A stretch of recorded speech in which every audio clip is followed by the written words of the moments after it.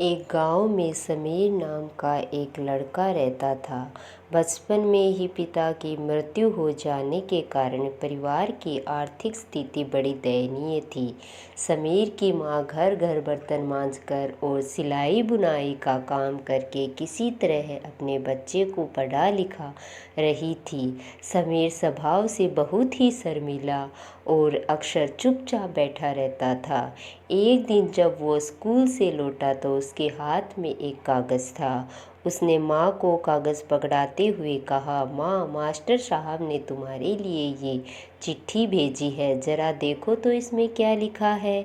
माँ ने मन ही मन चिट्ठी पढ़ी और मुस्कुराकर कहा, बेटा, इसमें लिखा है कि आपका बेटा काफ़ी होशियार है। इस स्कूल के बाकी बच्चों की तुलना में उसका दिमाग भी बहुत तेज़ है।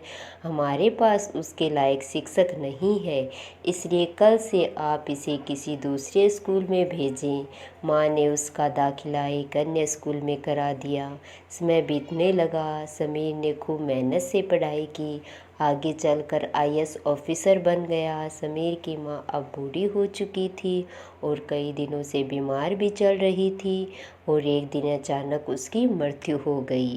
वह विलख विलख कर रो पड़ा। उसे समझ नहीं आ रहा था कि अब अपनी माँ के बिना वो कैसे जिएगा। रोते रोते उसने माँ की पुरानी अलमारी खोली और हाथ में उनकी माला, चश्मा और अन्य वस्तुएं लेकर चूमने लगा। उस अलमारी में समीर के पुराने खिलौने और बचपन के कपड़े तक संभाल कर रखे हुए थे। समीर एक एक कर सारी चीज़ें निकालने लगा और तभी उसकी नज़र एक पुरानी चिट्ठी पर पड़ी। दरअसल में ये चिट्ठी थी जो मास्टर साहब ने 18 साल पहले दी थी। उस चिट्ठी में लिखा था कि माँ, आपका लड़का बहुत कमज़ोर